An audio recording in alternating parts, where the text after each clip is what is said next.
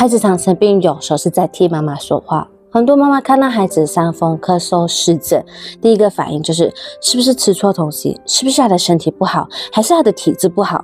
有时候不是食物的问题，更不是体质，而是很多人，包括过去的我，会忽略的一件事，孩子也会有压力。那种想被看见、想被理解却还不会表达的压力。如果妈妈本身也不会表达情绪，孩子就更加不会，开始会去猜妈妈是不是不开心，妈妈是不是在生气。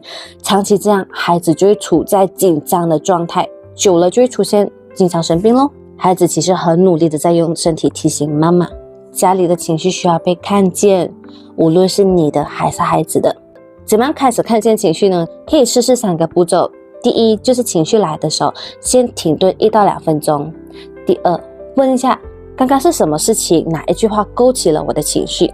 第三，我的期待是什么。慢慢的练习，学会看见，你就会发现孩子的健康一直都在进步了。你有没有在孩子的身上看见自己的情绪呢？